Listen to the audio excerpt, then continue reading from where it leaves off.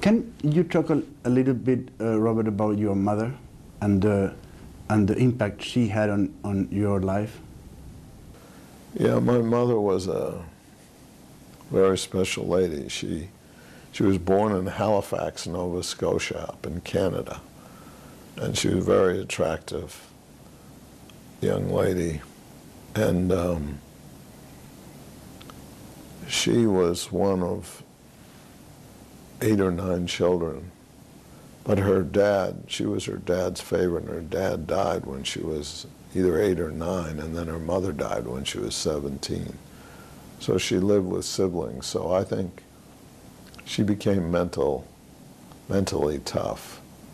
And I think she sort of, if I have any mental toughness, probably came from her. But she gave me unconditional love, and was really a brilliant business lady in her own way. And I was lucky to have her till she was 89, and my dad died when he was 65, so she was a widow for a long time, and I used to call her every day and tell her I loved her, and every Sunday I would visit her. And she would always make me homemade coffee. She'd warm the milk like good Chileans do before the coffee. And, you know, if I had said, Mom, on the way, I think I killed someone driving here, she would say, I'm sure if you did it, there was a good reason for it.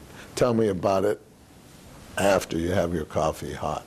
So I had that unconditional love, which I think children need today. But she also was very tough on me, very tough. And I might have been a little bit of a wild man. I was a middle child, so she kept tight reins on me. So you had 2 wonderful ladies around you. Can you talk about your second woman, your wife? I was blessed to have a great woman.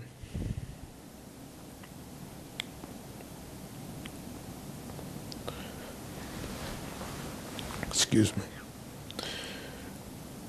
She was my life partner. We met at a young age. She was on a date with someone else, and long story short, I found out where she went to school. I visited her, and we decided to go out that night. And she was 19, I was 20. She proposed to me on the first date. And she's a great gal. And, you know, we're private in all our companies. She gave me, we had 5 sons. We lost one, but she gave me great boys. And she was a great partner. And you know, one of the things that bothers me about the world today, at least the Western world, that I think the commitment to marriage isn't as strong as it should be. I think it goes back to technology, going through drive-thrus at McDonald's. Everything's a quickie. If it doesn't work, you know, we throw it away and we go to... And marriage is tough.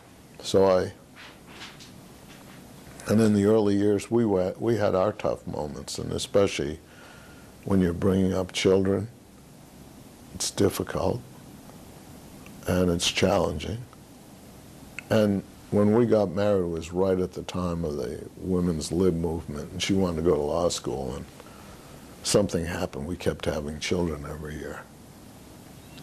And so she made a commitment to raise the family and not go to law school. But she then became the #1 woman in this whole area and the world really, for celebrating volunteerism and becoming a professional volunteer and doing good works. Just what I say, doing the right thing when no one's looking. And she was petite. She was only 5'2" and 98 pounds. She was a beautiful lady, but she was strong. She was my best advisor. And she was the first woman to lead the Boys and Girls Club of Boston. In 110 years, I used to have these old line, what we call Yankees. You know, the old line people who came over here on the Mayflower running it. And she took it over and she, as we said, kicked some butt and changed it around. She was such a petite little thing, but beautiful. And people could underestimate her strength. But we became best pals over the last 20 years. And, you know, philanthropy was always important to her. And when I bought the football team, which she had never been to a game, and I probably did something that was really, I usually did economic deals, but I did something a little cuckoo in this deal. And she bought into it with me, because I shared with her the things I was doing.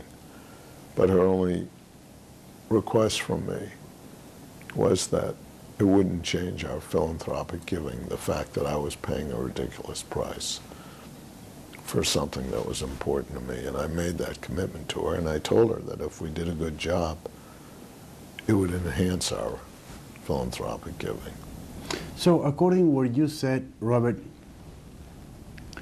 taking your whole history, probably those two women have been absolutely determinant what you are and what you have done in your life.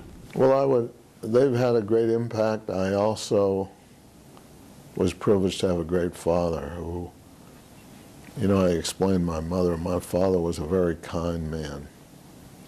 And it was interesting to me growing up, I never met a person who met my father who didn't have something kind to say about him. I never, ever. He was very soft and gentle, and he was someone who always brought people together. And he left me an ethical will.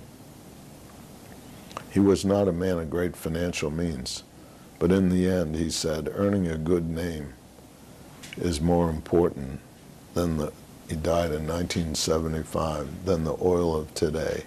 Remember, oil spiked. And saying money, that each generation has to earn a good name for itself. But he closed the ethical will by saying, when you go to bed at night, make sure the people you've touched that day are richer for having known you. And so I do my best to try to teach that to my children.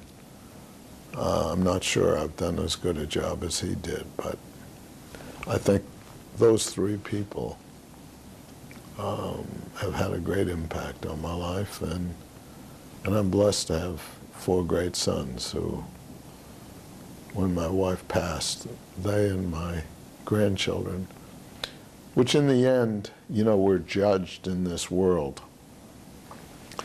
Whether you make $100, $1 million, $50 billion, 100 years from now, all that matters is the values you passed on to your children and grandchildren and how they impact people and touch people. And I think, going back to technology, we got to be careful that technology doesn't take away from encouraging people to treat people kindly just because it's the right thing to do, not because you can get something out of it.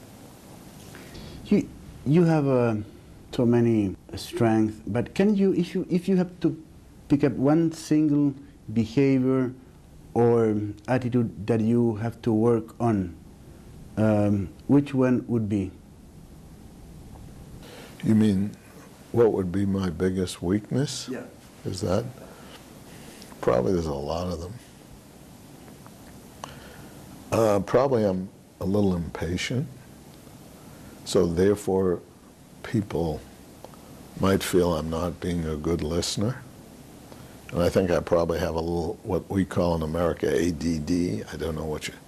So once I think I know what you're going to say, I'm really on 6 other ideas. And that's sometimes impolite to people. But I try to discipline my mind to focus and listen. But losing my sweetheart has made me more impatient to make things happen and happen quickly. Because I think many of us don't really realize that how fleeting life is, like a blink of the eye in space of time. And I think of my dad, a blessed memory. I used to go for a walk with him on the beach. And he'd say, if you ever think you're doing well, you get high and mighty. You look down at the sand and understand in the space of time, you're like one kernel of sand or the vast ocean. And when you think about the thousands of years of humanity, and each of us gets so caught up in our own situation. So there's a lot I want to do.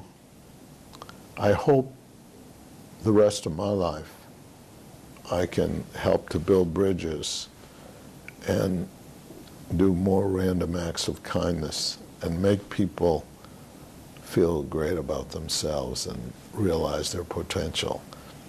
And I'm fortunate to have great people in our group.